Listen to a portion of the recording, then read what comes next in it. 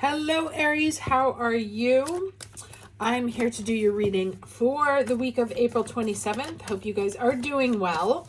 Couple of housekeeping notes. First of all, if you missed last week's reading, I have started a new channel of my own where I get to talk about everything that I've had the chance to experience and study over the course of my life. So a lot about like stress management, but also business stuff. Someone asked me for a pasta recipe. We'll do that also. So it's really just lots of topics. There's an introduction video that I'll link here that you can take a look at, and it will sort of cover all the things that I'm going to talk about and sort of why I'm qualified to talk about them.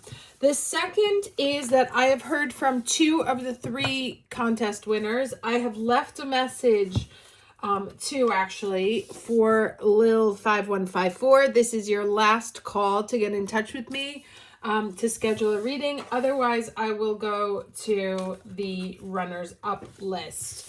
So please do so. Astrology wise, we have Venus moving into Aries this week. So, you know, a lot less water in the sky. So we should start to feel a little bit normal. There is a Taurus new moon today. It is an interesting new moon because it makes no aspects. It's at 7 degrees Taurus. And the Sabian for that is a sled without snow, which is an interesting concept. The closest aspect that this new moon makes is squares to a Mars-Pluto opposition, which is tough. But what's interesting is that the Pluto is at 4 and Mars is at 3, or reverse, but together they make 7, right? And the sun and the moon are at 7 degrees. So it's a very transformational moon. But as far as I count things, I think of 3 degrees and 4 degrees on a square is a little bit too wide, which doesn't mean that we won't feel the effect, but it might not be as strong as it would if it were tight. But there is definitely there may be a power struggle in your life right now that's causing you tension, causing you to reevaluate what you want and what you need. And you may find it by digging into whatever is at 7 degrees in Scorpio.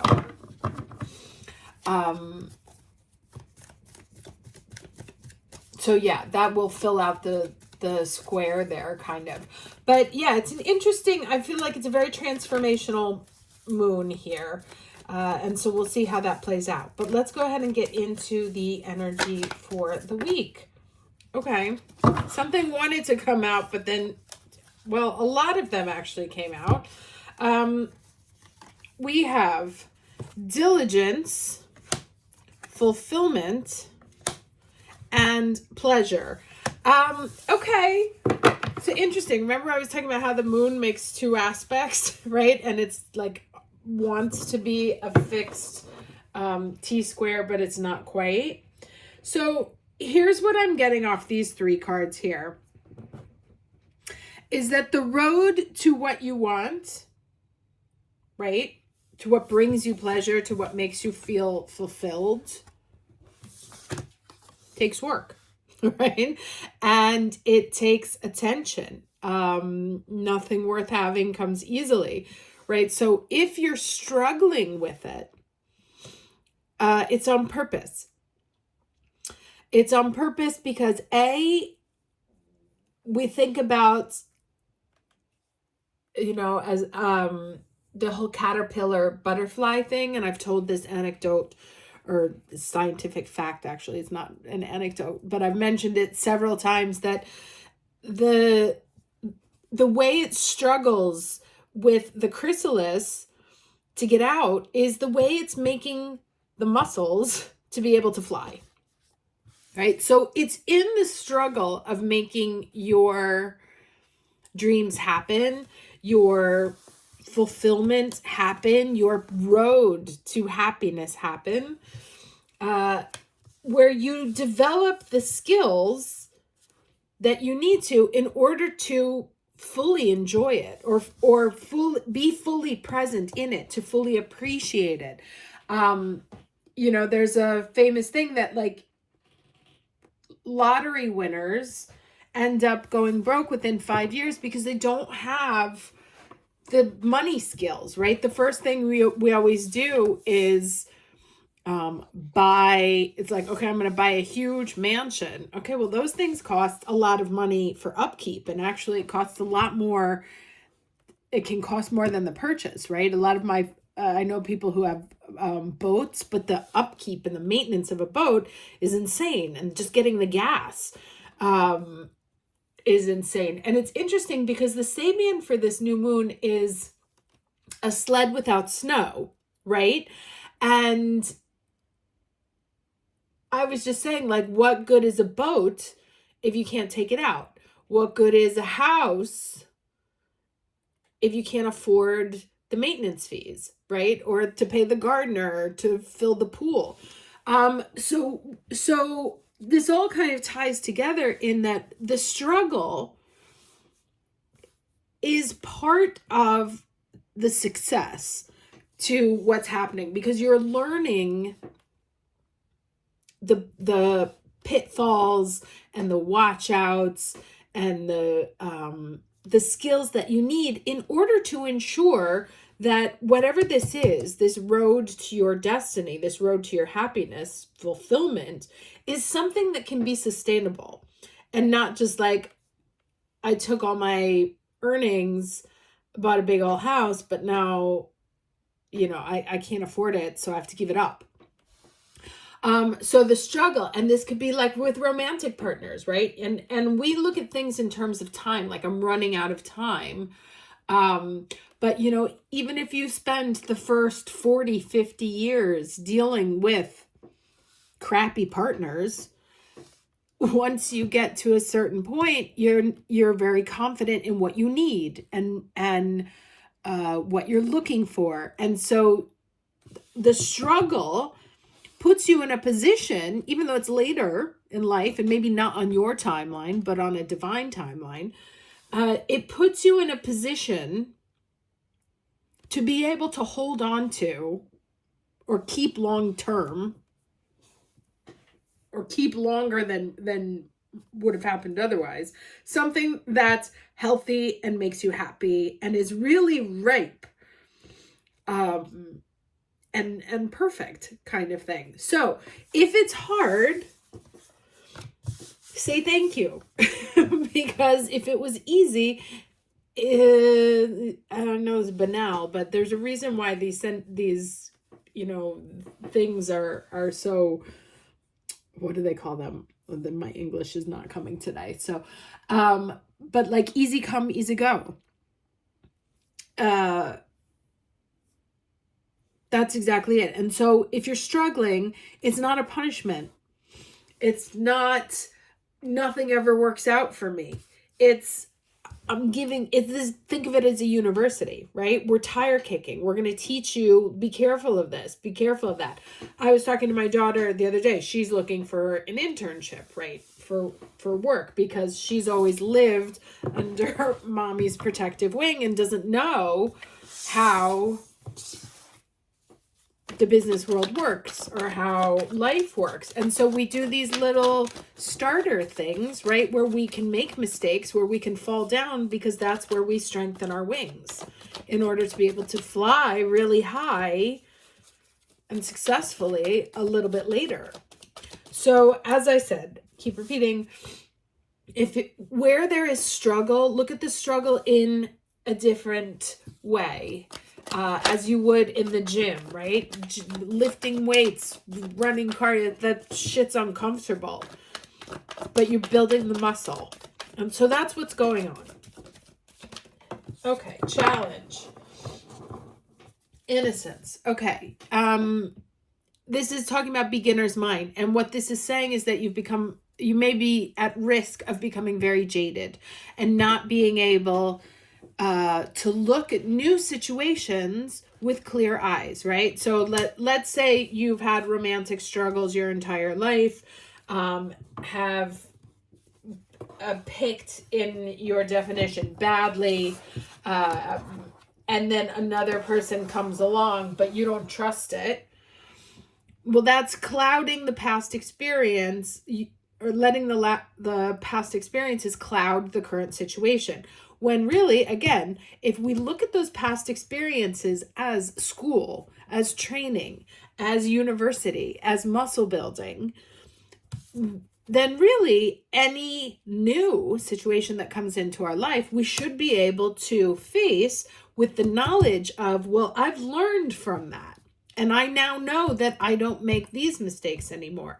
Or I now know what to look out for. I know what I need. And so to actually make a treasure, a transformative treasure, which is a 7 is really that transformation. I said it at the beginning, I think. A transformative treasure of the trials of your past, right? If you could flip them on their head and say, well, wait a second, how did this actually help me? How has this given me, what skill did this situation give me? And then we have here the new moon in Virgo, trust that all will be well, right? So instead of falling victim to the difficulties, if you thought about them as working with a personal trainer, would they take on a different energy?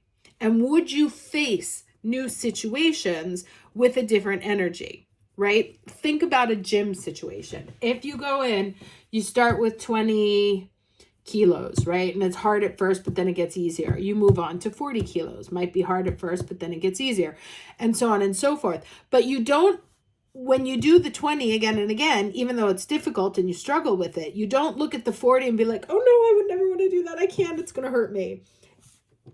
You welcome it. With emotional things, we tend to shy away because we're like, that one hurt.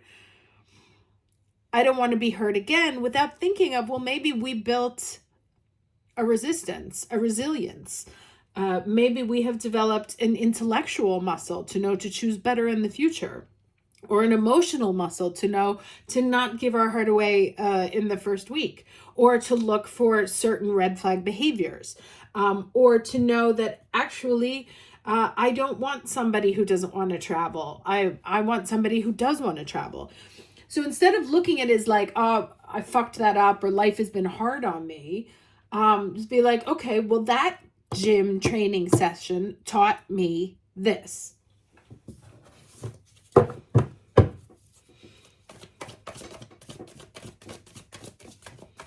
Let's get 3 cards for the week.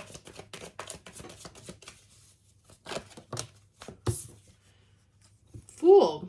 Right under this innocence, beginner's mind card, right? This is the invitation to look at things with fresh eyes, to allow yourself to be free from the weight of your past experiences.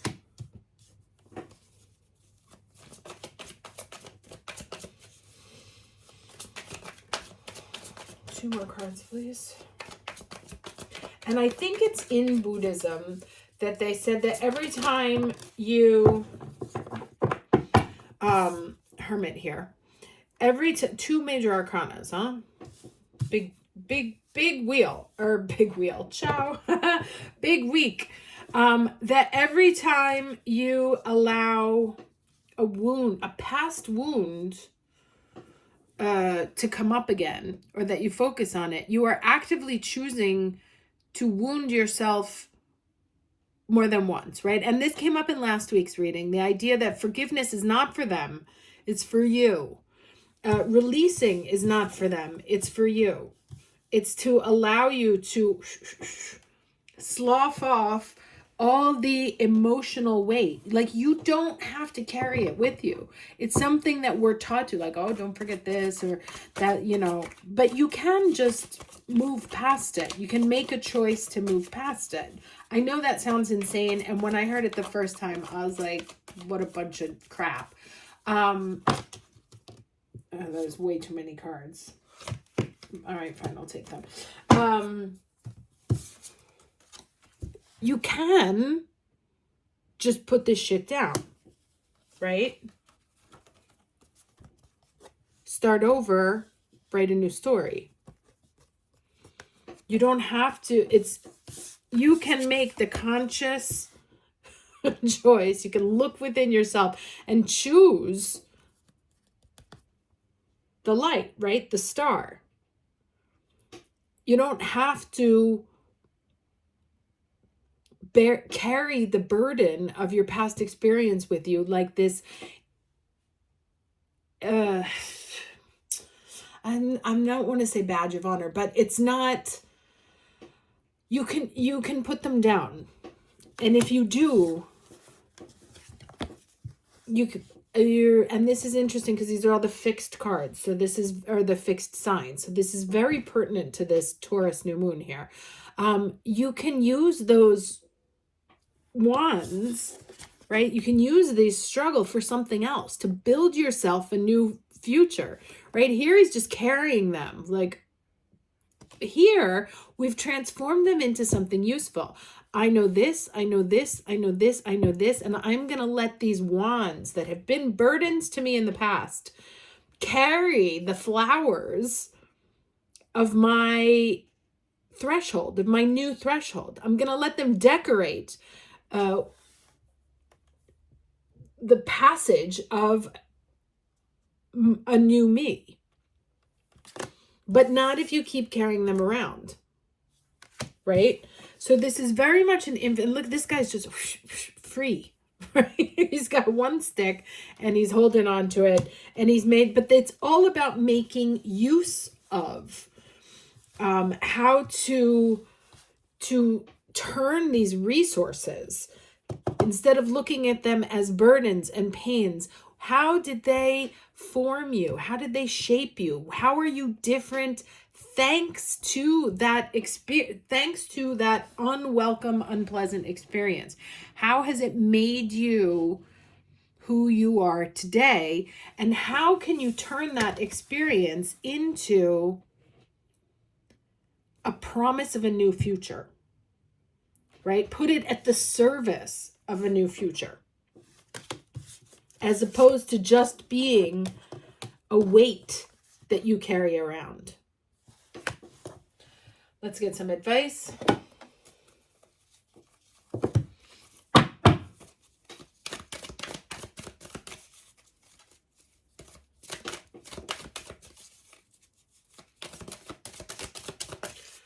The week of April 27th, please. Okay. Iris, communication.